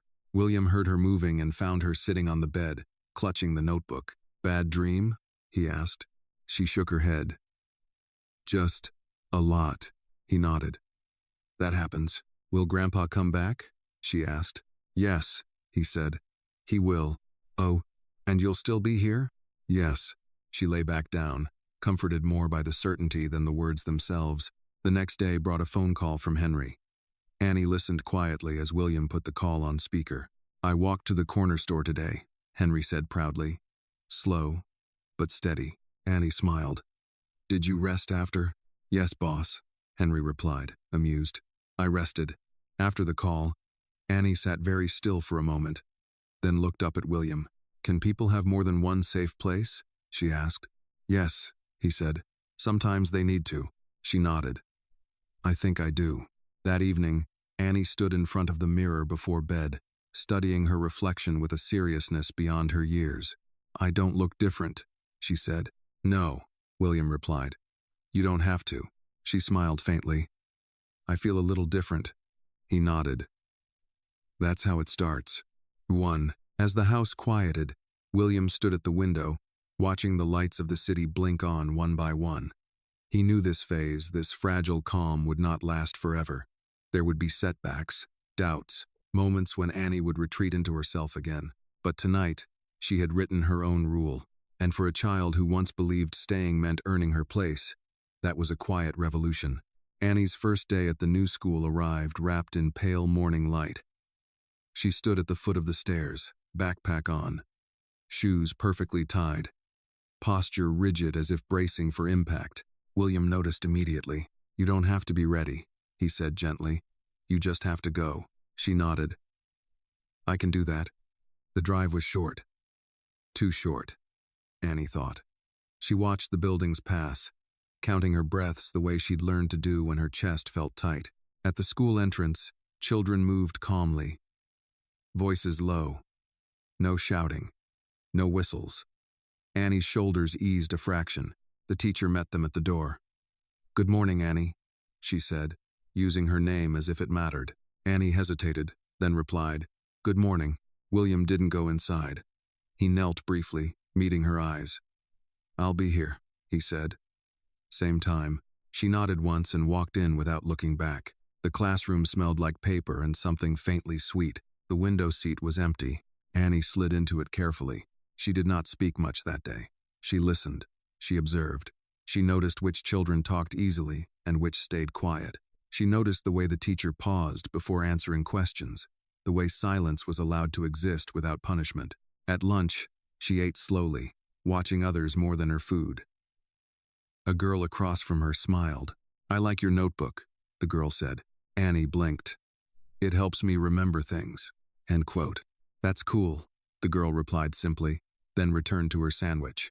Annie didn't smile, but something loosened inside her chest. When William picked her up, she climbed into the car and buckled herself in before speaking. "It wasn't loud," she said. He smiled. "That's good. And no one yelled. Even better." She looked out the window. "I think I can go back tomorrow." That evening, Henry called again. Annie told him about the window seat, about the soft music, about the girl who didn't ask too many questions. Henry listened quietly. "Sounds like a good place," he said. "I think so," Annie replied. "But I still miss you." "I know," he said. "I miss you too." After the call, Annie sat with her notebook open, pen hovering. She added a new line. "Some places don't hurt." The days that followed settled into a rhythm. School in the mornings, quiet afternoons, short visits from Henry when he was strong enough. Each visit ended with a promise. Each goodbye a little less sharp than the last. But not everything was gentle. One afternoon, Annie overheard voices in the hallway. Raised voices, tense voices. "Temporary," someone said. "Not permanent." Her stomach dropped. She didn't move. She didn't interrupt. She retreated to her room and sat on the floor, back against the bed, notebook clutched tight. When William found her later, her eyes were dry but distant. "You're leaving," she said flatly. He sat down slowly. "Why do you think that?" "I heard you," she replied. "People always say temporary before they go." He took a breath. "Nothing has been decided." She looked at him, eyes sharp. "That's not the same as no." He nodded. "You're right." Silence stretched between them. "What happens if Grandpa gets better?" she asked. "Then we celebrate," William said. "And we make plans together." "And if they say I have to go with him?" she pressed. "Then we talk," he said, "and we find a way that doesn't break you." Her hands trembled. "What if they don't care about that?" William's voice lowered. "Then I will." She searched his face, looking for cracks, for uncertainty. She didn't find any. That night, Annie dreamed of the gate again, but this time, she stood in front of it holding a key. She didn't know which door it opened, only that it was hers. She woke before dawn and wrote furiously in her notebook, "I am not something people pass around. I am not a problem to solve." In the morning, she handed the notebook to William without explanation. He read it once. Then again. "This is important," he said quietly. She shrugged. "It's just true." Later that week, Henry returned to the house for dinner. He walked slowly, but without the cane. Annie watched every step. "You're stronger," she said. "Careful," he replied. "I might start believing that." At the table, the conversation flowed easily until Henry cleared his throat. "I had another meeting today," he said. Annie froze. "With the doctors," he continued. "They say I could live independently again, in time." Annie's chest tightened. "That's good." "It is," Henry agreed. "But I told them something else." William looked up. "I told them Annie shouldn't be uprooted again," Henry said. "Not yet. Maybe not ever." Annie stared at him. "But you're my grandpa, and I always will be," he said. "That doesn't change because you're safe somewhere else." Tears burned her eyes. "I don't want to choose." "You don't have to," Henry said gently. "Love isn't a courtroom." William watched the exchange, heart heavy and full all at once. That night, Annie stood at the window again, watching the city lights. She pressed her palm against the glass, just as she had weeks before, but this time, she wasn't waiting to be let in. She was already home. It sat on the hallway table all morning. Its envelope cream-colored and heavy, the kind adults pretended not to worry about. Annie noticed it the moment she came down the stairs. She noticed how William slowed when he saw it too. "Is that for me?" she asked. "Yes," William replied. She nodded once. "I'll read it later." That answer surprised him, but he didn't question it. The day unfolded carefully. Breakfast, school, the quiet rhythm Annie had grown used to. But under it all, something hummed anticipation, like the air before a storm. At school, Annie couldn't focus. The window seat no longer felt steady. Her fingers tapped her notebook again and again. What if this is the part where things change, she thought. When William picked her up, she climbed into the car silently, letter still unopened in her bag. "You don't have to read it today," he said, as if reading her mind. "I know," she replied, "but not reading it doesn't stop it from being true." At home, Henry was already there, sitting in the living room. He looked better, stronger, color back in his face, but there was something solemn in his eyes. Annie stopped short. "You came early. I wanted to be here," he said. The letter was placed on the table between them. 3 people. 1 piece of paper. Annie reached for it at last. Her hands were steady. She opened it slowly, reading each line twice. Temporary guardianship approved. Review scheduled in 6 months. Recommendation: continuity of placement. She frowned. "What does that mean?" William exhaled. "It means you stay here," he said. "For now. And likely longer." Annie blinked. "For real?" Henry smiled. She didn't cheer. She didn't cry. She simply sat down hard on the couch, as if her legs had finally decided to stop holding her up. "So I don't have to pack?" she asked. "No," William said. "So I can finish the school year?" she pressed. "Yes.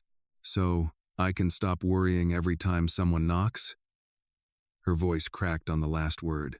William's answer was immediate. Yes. Something inside her broke, then not loudly, not dramatically, but enough to let the relief pour through. She pressed her face into Henry's shoulder and breathed him in. "I didn't know how tired I was," she whispered. Henry rested his chin on her head. "That's because you've been strong for too long." That night, Annie didn't write rules. She didn't list fears. She didn't plan ahead. She slept, deeply, without dreams. The days that followed brought subtle shifts. Annie laughed more easily. She stopped flinching when doors closed. She argued small arguments, harmless ones about bedtime and vegetables and homework. William noticed all of it. "Is this normal?" she asked him once, after snapping at him over spilled milk and immediately apologizing. "Yes," he said. "That's what safety looks like." She considered that. "It's messy." "It is," he agreed. "But it's real." Henry began spending nights at his apartment again, testing his strength, proving to himself he could manage. But every weekend, he came back for dinner. One Saturday afternoon, Annie helped him water the plants in the garden. "You're not leaving, are you?" she asked suddenly. Henry paused. "No," he said. "I'm just learning how to stand again." She nodded. "You can come sit when you're tired." "I know," he smiled. "That's why I'm not afraid anymore." Later that week, Annie was assigned a project at school. Family tree. She stared at the paper for a long time. That evening, she slid the assignment across the table to William. "I don't know how to do this," she said. He studied it. "There's more than one way to draw a family." She looked up. "There is?" "Yes," he said. "Some families are straight lines. Some are circles. Some overlap. Very do." She picked up a pencil. Her tree had roots that twisted and branched in unexpected ways. Henry, William, teachers, Mrs. Finch, even the girl from lunch who smiled without asking questions. At the bottom, she wrote one sentence: "People who stayed." The presentation day made her nervous. Her hands shook as she stood in front of the class. "This is my family," she said. "It doesn't look like one thing, but it works." No one laughed. Afterward, the teacher pulled her aside. "That was very brave," she said. Annie frowned. "I wasn't scared." The teacher smiled softly. "That's how you know you're healing." That evening, Annie stood on the balcony with William, watching the city settle into night. "Do you ever worry it'll go away?" she asked. "Yes," he admitted. "Then why don't you panic?" she pressed. He considered this. "Because even if things change, the time we had was real. No one can take that." She nodded slowly. "I like that answer."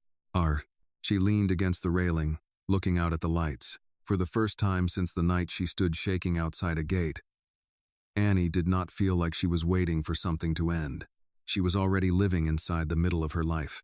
And for now, That was enough. The city was warming toward spring. The trees outside the house showed the first stubborn hints of green, and the air carried that restless promise of change. Annie noticed it on her walk to school, the way the light lingered a little longer in the afternoon, the way people moved as if they expected something good. At breakfast, she spoke before anyone else. "My presentation went okay," she said. William looked up from his coffee. "Okay?" No one laughed, she clarified. "And Mrs. Adler said my family tree was honest." Henry, who had stayed the night, smiled. "Honest is better than perfect." Annie nodded. "I think so too." That afternoon, William received another call. He did not hide it this time. He answered openly, voice calm, posture relaxed. "Yes," he said. "I expected that." Pause. "No, she doesn't know yet. I wanted to discuss it with her first." 1. Annie watched from the hallway, heart beginning to beat faster, but not wildly, just enough to remind her to stay alert. When he hung up, she stepped forward. "You don't have to pretend," she said. William studied her face, then nodded. "You're right." They sat at the kitchen table together, sunlight stretching across the wood. "They want to move forward with permanent guardianship," he said. Annie blinked once.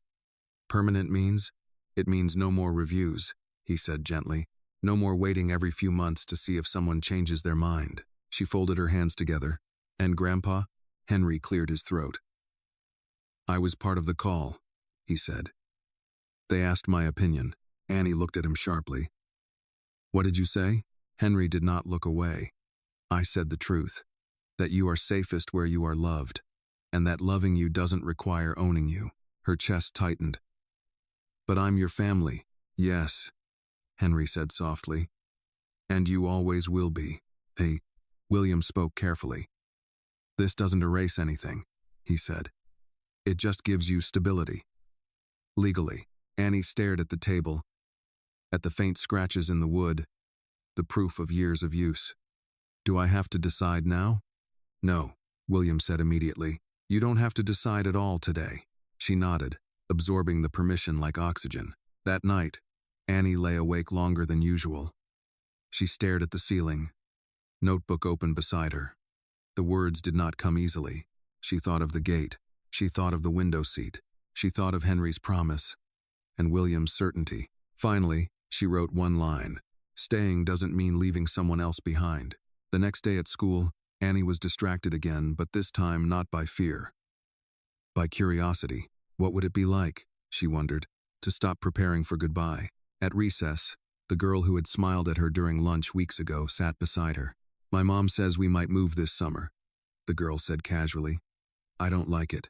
Annie considered this. "Do you get to help decide?" The girl shrugged. "Not really." Annie nodded. "That's hard." It was the first time she had comforted someone else without feeling responsible for fixing them. That evening, Henry took Annie for a walk around the block. The air was cool, but gentle. "You don't owe me anything," he said suddenly. Annie stopped walking. "I didn't say I did." "Oh, I know," he replied. "But sometimes children think love is a debt." She frowned. "Love isn't math," Henry chuckled. "Exactly." They continued walking. "If you stay with William," Henry went on, "I won't disappear." Annie looked up at him. "Promise?" "I promise," he said. "I'll still call. Still visit. Still complain about your music." She smiled. "You complain about everything." "Yes," he agreed proudly. "That's how you'll know I'm still here." Odor. That night, Annie asked William a question she had been holding back. "If I say yes," she said, "will you ever send me away?" William didn't answer right away. "Not because it's easy," he said finally, "but because I believe in telling the truth." She nodded. "I like that." "I can't promise nothing will ever change," he continued. "But I can promise that I won't disappear without explanation. I won't pretend your feelings don't matter, and I won't walk away when things get hard." Annie swallowed. "That's a lot." "Yes," he said. "It is." She took a deep breath. "Then I think I want to stay." William felt his chest tighten, but he kept his voice steady. "Okay, really?" she asked, searching his face. "Yes," he said. "We'll do it together." The paperwork took weeks. Forms, signatures, conversations with people who spoke gently but carried authority in their voices. Annie attended when she wanted to, stayed away when she didn't. No one forced her. On the day it was finalized, no one celebrated loudly. There was no cake, no announcement. Instead, Henry cooked dinner. William set the table. Annie folded the napkins carefully, aligning the corners just right. "This feels normal," she said. Henry smiled. "That's the best kind of miracle." Later, Annie stood in her room, packing away old clothes that no longer fit, old habits that no longer served her. She placed the notebook on her shelf, not because she needed it less, but because she trusted it would still be there. Before bed, she paused in the doorway of William's study. "Thank you," she said simply. "For what?" he asked. "For not turning away," she replied. He nodded. "Thank you for knocking." She went to bed without fear pressing against her ribs. For the first time, Annie understood something she had never been taught. Home was not a place you earned by being small and quiet. Home was a place that stayed. Spring had fully settled into the city. The trees outside the house wore green without apology, and the mornings carried birdsong instead of sirens. Annie noticed these things now. She noticed how the light touched the floor in the hallway at the same hour every day, how the house breathed differently when windows were open. She was setting the table when William came in, jacket still on, a folder tucked under his arm. "It's done," he said simply. Annie looked up. She didn't ask what he meant. She already knew. "Oh," she said. Then, after a moment, "Okay." That was all. No cheering. No tears. Just a quiet acceptance, like something settling into place at last. Henry arrived later that afternoon, walking without his cane, his steps careful but confident. Annie ran to him without thinking, wrapping her arms around his waist. "You're late," she said. "I know," he replied. "I was taking the long way on purpose." Why? "So I could enjoy it," he said, smiling down at her. They sat together on the back porch as the sun dipped lower. The city hummed softly beyond the fence, present but distant. "So," Henry said, clearing his throat, "you're officially staying." Annie nodded. "I think I already was." He chuckled. "That sounds like you." William joined them with 3 glasses of lemonade. He handed one to Henry, one to Annie, then sat. "To boring miracles," Henry said, lifting his glass. Annie frowned. "What's that?" "Things that save your life without making noise," Henry replied. She considered this, then clinked her glass against his. "I like boring miracles." That night, Annie lay awake longer than usual, not because of fear, but because her mind felt full. She thought about the girl she had been outside the gate, hands clasped, asking for work instead of help. She thought about how small she had tried to make herself, how careful. She got up quietly and retrieved her notebook from the shelf. The pages were filled now. Rules crossed out, truths written over fear, lists that no longer controlled her. She turned to a blank page and wrote slowly, "I don't have to be quiet to stay. I don't have to be useful to be loved." She closed the notebook and put it back. The weeks that followed unfolded gently. Annie finished the school year with a window seat and a teacher who learned when not to push.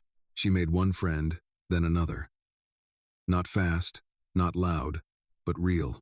Henry moved back into his apartment fully, though he still came by twice a week for dinner and once just to complain about how William organized the pantry.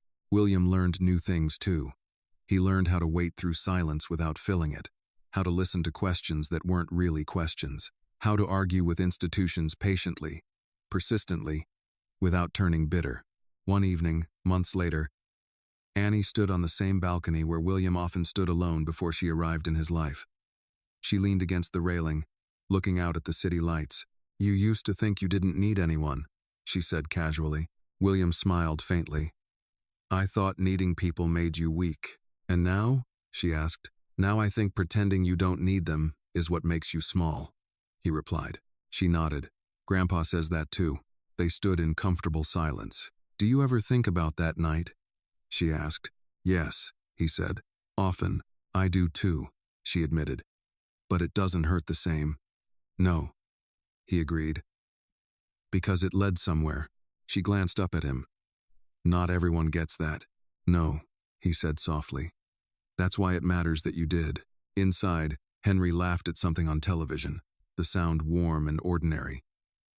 Annie listened to it for a moment, then smiled. Later that night, as she prepared for bed, Annie paused at William's door. "Can I ask you something?" she said. "Always," he replied. "If I grow up and mess things up," she said carefully. "Will you still answer my calls?" William didn't smile. He answered seriously. "Yes." "And if I leave?" she pressed. "Yes," he repeated. "And if you come back?" She nodded, satisfied. As she lay in bed, the city outside settling into sleep, Annie felt something she hadn't known how to name before. Belonging. Not the fragile kind that depended on good behavior or silence, but the solid kind, built from patience, from showing up again and again, from choosing not to turn away. She closed her eyes. Somewhere in the city, a gate stood unused. A wall no longer needed leaning against. A child no longer measuring her worth by how little space she took. Annie slept peacefully, and in a quiet house filled with ordinary sounds and steady love. A story that began with a girl trembling in the dark finally ended with a truth she would carry for the rest of her life. Home is not where you beg to be let in. Home is where someone opens the door and keeps it open. This story reminds us that true dignity is not earned through usefulness, silence, or suffering. It is inherent in every human being, no matter their age, color, or circumstance. Annie's journey shows that real justice is often quiet, found in the courage to see someone fully, to listen without judgment, and to refuse to turn away when it would be easier to do so. For those who have lived long enough to know loss and regret, the story speaks a deeper truth. Healing begins when we stop measuring worth by survival and start measuring it by love, responsibility, and the choice to stay. This video is a work of fiction created with the assistance of artificial intelligence. All characters, events, and situations are not real and do not represent any actual people or true stories. The content is intended for storytelling and emotional illustration only.